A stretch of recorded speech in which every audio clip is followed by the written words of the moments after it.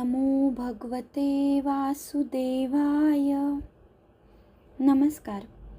माई आणि कौशिकीचे भक्तिविश्व या यूट्यूब चॅनलमध्ये सर्वांचं मनापासून स्वागत.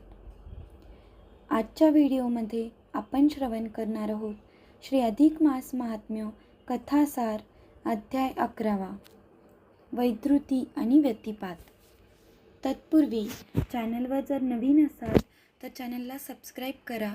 तसेच आजचा व्हिडिओ आवडला तर व्हिडिओला लाईक, कमेंट आणि शेअर करा.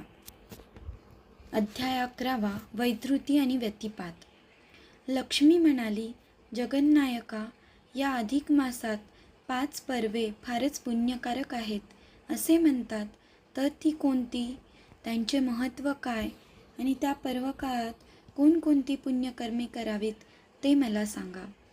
भगवान विष्णू म्हणाले, ठीक आहे, थोडक्यात सांगतो. ही 5 पर्वे म्हणजे वैधृती, व्यतिपात, पौर्णिमा, अमावस्या आणि द्वादशी. या 5 पर्वांची अनुक्रमाने माहिती देतो.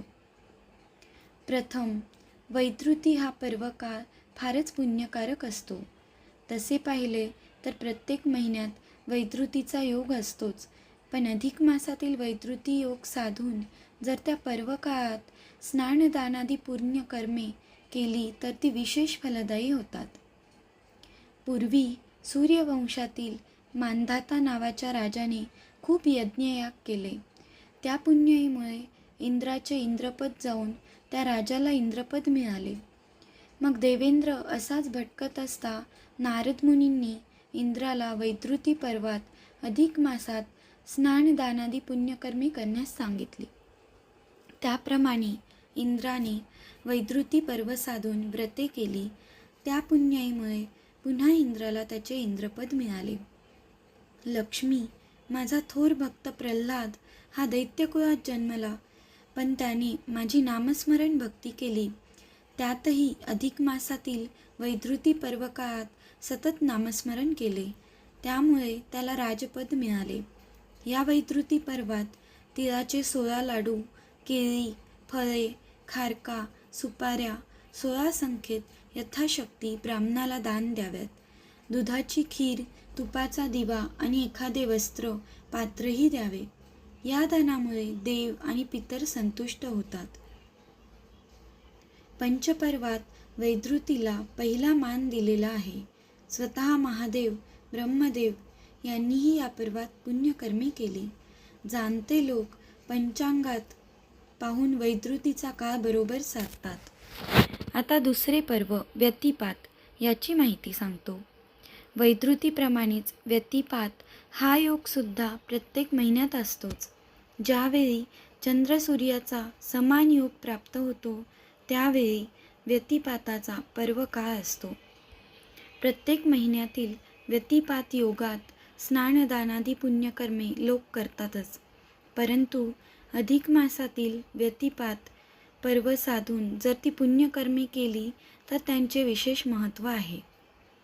व्यतिपात पर्वकाळात घरी जरी स्नान केले तरी ते तीर्थस्नानापेक्षाही जास्त पुण्यप्रद असते. स्नान चुकवू नये.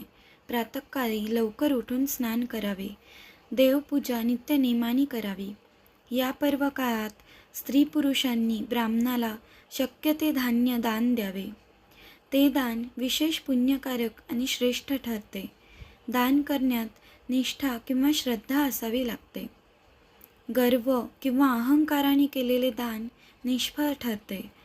लक्ष्मी, अधिक मासात पंचपर्वांपैकी वैधृती व व्यतिपात ही 2 पर्वे योगाची आहेत. कालगणनेच्या पंचांगात तिथी, वार, नक्षत्र, योग आणि करण ही 5 अंगे महत्त्वाची असतात. आता पंचपर्वांपैकी 2 पर्वांची थोडी माहिती तुला दिली. पुढे 12व्या अध्यायात मी पौर्णिमा आणि अमावस्या या 2 तिथी पर्वांची माहिती देणार आहे. ती तू शांत चित्ताने ऐक. उद्याच्या व्हिडिओमध्ये आपण श्रवण करणार आहोत अध्याय 12 पौर्णिमा आणि अमावस्या. तोपर्यंत ओम नमो भगवते वासुदेवाय नमः.